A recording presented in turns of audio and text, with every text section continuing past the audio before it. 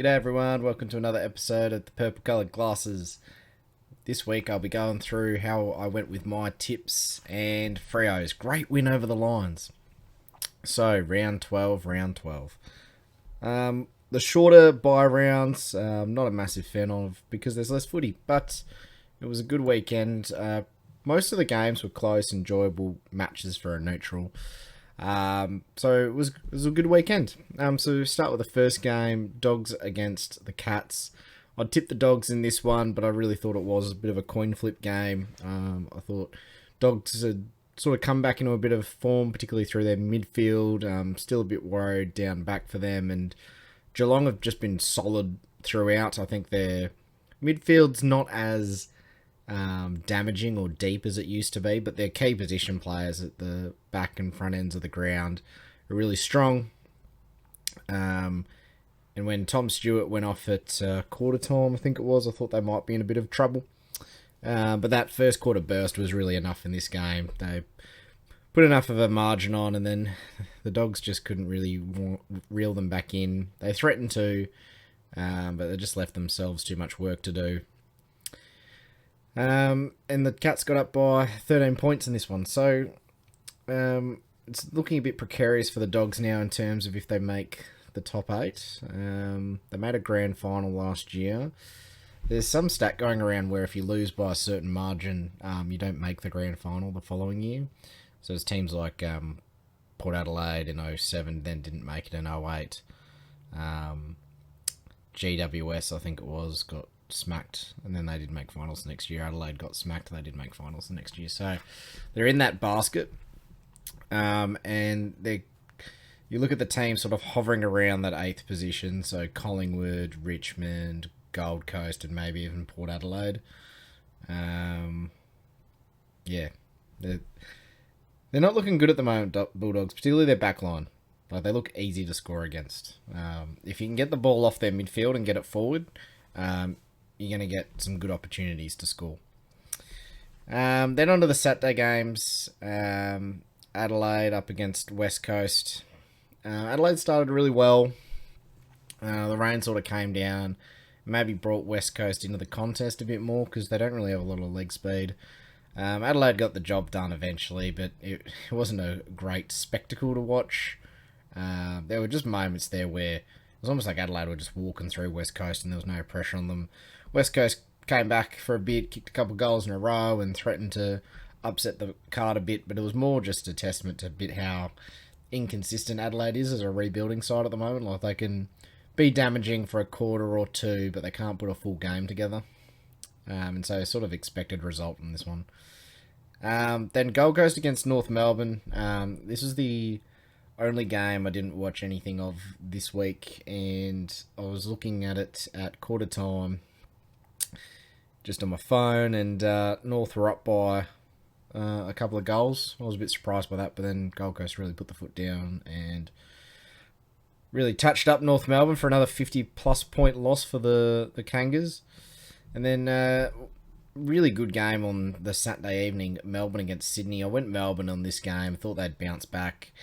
And just from some of the footage I watched is just like down back, like Lever looks lost, playing nowhere near as he used to. May out for them. I think it's Hunt keeps getting isolated as the last defender, and I think a few teams have figured out to get a mismatch against him.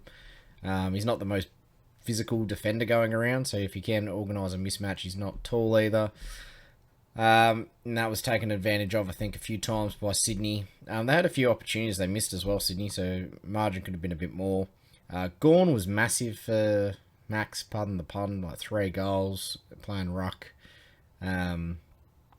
Petrarca and Oliver played fairly well, but it feels like there's just not enough contributors. Like, I remember last year for Melbourne, I think part of what contributed to them moving further up the ladder was all these guys that were sort of on the fringes played really well. So guys like Sparrow and Harms, Spargo, Harms, Neil Bullen, these types of players. And it was similar in Richmond's premiership years. Like, those guys are sort of on the fringe, that sort of 18 to 22 or 16 to 22. suddenly go up like another level. And I'm not really saying that from Melbourne. They're sort of relying on more of their star players to have some moments, get them across the line. And they've come up against Freo and Sydney, who've been a bit better structured, have clearly come with a plan to try neutralise Melbourne and get at them. And Melbourne haven't really liked that too much, and they've got beaten. And this game, like, margin wasn't that big. It was only 2 goals. Freo game was a much larger margin. It was almost 40 points. So they've got a big game next up against Collingwood, and I wouldn't have really given Collingwood a chance in that one, but I'll see how they go. Sydney, still a bit hard to read of Sydney. Like, Sam Reid probably played his best game ever. Down back, they really look good with both the McCartans. It's their midfield. Like, it's like really, you can just slice it open, and then at other times it's a bit tame. Yeah, I'm not sure what to make of them. They seem to start slow.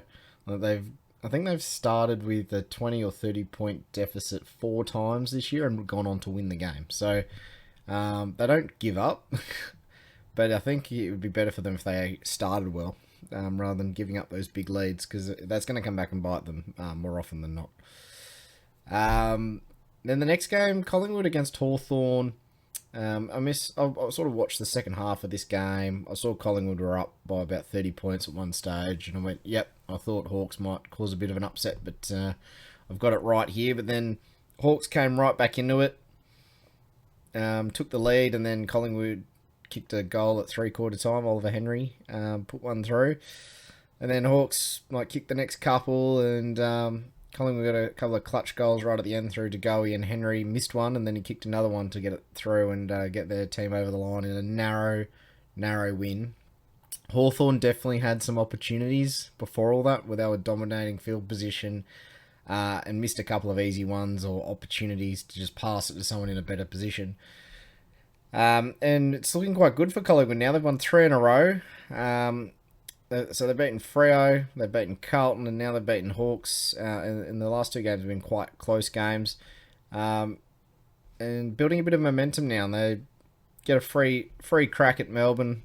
They're probably not playing with the greatest amount of confidence at the moment, and you can just go into the game. So, maybe we get to knock them off. You never know. And then the last game, was awesome to be able to go to the game again and see Freo touch up Brisbane. It was one of those ones in the last quarter where I think we had enough of a gap on them, but I wish we'd kept them to closer to 60 points. There was a few junk time goals. It felt like there was just a few silly ones we gave up. So the percentage boost wasn't as good, but they are a good offensive team, Brisbane. You give them a few looks and they'll take their opportunities. It was a fairly low-scoring first half. I think it was 25 to 26 or something like that. So to finish 99-85, there was a lot of goals kicked in the second half. Once again, Michael Frederick, I thought, played very well. Not as many sort of flashy moments as there was last week, but just more solid, in space. Guys are picking him out. He's delivering it lace out, or he's open and he just sees the goals and takes the opportunity and kicks it. Very clinical performance. He's come a long way as a player, and I still think he can get a lot better than what he's playing right now. I do think his teammates can use him a bit more. You notice it a lot more when you're at the ground compared to watching it on TV, how open Freddie is and also how much he runs. There was a goal he kicked where Schultz marked it. He's almost standing next to Schultz. He runs past into the 50, does an arc, and marks it from Schultz and then kicks a goal. He's got this really good balance of fitness and speed. There's a lot of players in the league. If you look at someone like Ed Langdon, for example, who plays 100% time on ground, he's fit and just runs all day. Guys like Brad Hill as well, but they're not necessarily as fast as Freddie is. And Freddie's also a fairly decent overhead mark and a good kick for goal.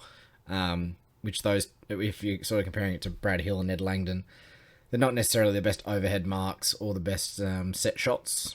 He's good on the snap as well. So, and I still think he's got a lot of growth as a player. I think he's only still the same draft as Sarong, I think. So he's 20. So yeah, I think he's still got a lot of growth in him. Lob was good again. Bit quiet in the first quarter, but sort of came to the party. Logue up forward was really good again. He could have kicked 3 goals if he'd marked that Collier one on the goal line. He provides really good contest. So I find that sometimes Tabs and Lob go up for the mark all the time, and sometimes they just get outmarked. Where I think Logue sort of identifies early if he's not in the best position to mark the ball and just brings it to ground, which really helps our small forwards.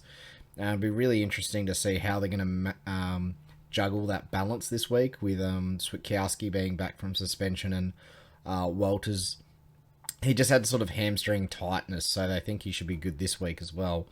Banfield, the much maligned Bailey Banfield, you have to give him his credit. He kicked 4 goals. They were absolutely critical goals in terms of the result. And it was just part of that third quarter avalanche where we just piled on the pain on the lines, and he's kicked 3 of them, and there's just a few of them out. Nothing just spin around, snaps, but you got to take those opportunities when you get them. Bray Shaw, another excellent game. I thought he was best on ground. The coaches agreed with giving him 10 votes. I thought Brody was really good. He's doing the in and under stuff. Mundy, he's not as damaging as he was in previous seasons, but he's just doing all these little things that maybe don't get picked up, like that Sarong goal. He's got one of the Brisbane mids like following him through the stoppage, and Mundy just blocks him, and he's that one sort of really big-bodied midfielder in that mix. I think Brody's more of that wiry type. You can see him actually power out of contests even when guys are tackling him. So I think he's got like good leg and core strength, but he's not like that bigger build like Mundy is. Brayshaw, Sarong are smaller types, but they're very good like sort of both ways. Like they both apply a lot of defensive pressure, which is good. So it'll be interesting to see how they bring Fife in. I think they'll just swap him out for Tucker. Tucker's probably been the first mid out at this stage, unless they're going to play Fife forward, and then someone like Banfield maybe comes out. You've still got to fit in Switkowski and Walters. Maybe give Walters an extra week off with the bye coming in. So you got Taberner as well. Sounds like they wanted to play 3 talls again and just see how that goes. So yeah, I'm really interested to see how we'll go, but it's been great. We've beaten Melbourne last week. We've beaten Brisbane this week. If we can get over the Hawks this week, we go into the bye at 10-3. We're very well positioned. There are some tough games on the way home. I think we've got to play Saints again. We've got to play Melbourne again. We've got to play Carlton again. Carlton look a bit injured. So we just need to pick off about 5 or 6 more wins. 5 or 6 more wins if we beat Hawthorne. Yeah, I think probably closer to 6 because the ladder's quite congested. And we should finish in the top 4. If we aim for like another like a 7th or 8th win in that patch, we should finish top 2. And it's really, I didn't really expect to be in this position to be thinking about maybe finishing top 4 or even top 2 this year. I thought it'd be more of a development year. We'd take that next step. We'd play finals. But we've shown we can beat the top teams. We're 4-1 against the top 4 this year, I think. No, 4-2 because Collingwood moved into the 8. So we've lost to Collingwood and St Kilda, both at home as well. But we've gone away and we've beaten Melbourne and Geelong in Geelong, and we've beaten Brisbane and Carlton. So it's a fairly good sample set. We're the best team in the comp against the other top 8 sides. I'm keen to see how we go against, I think it's Carlton at Marvel, St Kilda at Marvel, Western Bulldogs at Marvel, and the return game against Melbourne, and I think a home game against Sydney as well. I think the Sydney game is an interesting one, because you could argue we're at similar sort of age profiles in terms of list builds and things like that, and the sort of blend of senior players that are still on the squad and things like that. So, really looking forward to how the rest of the year goes. Got a good game against Hawthorne first before the bye. It was a great game to be there. I thought the boys... It's a very even performance again. Thought there were lots of contributors. And yeah, I'm just really enjoying the year so far. Let me know what you got in this shorter round. I got 4 out of 6. Let me know what you got. Leave me a like and a comment, and I'll talk to you all later in the week for my preview for round 13. Catch you all later. Bye.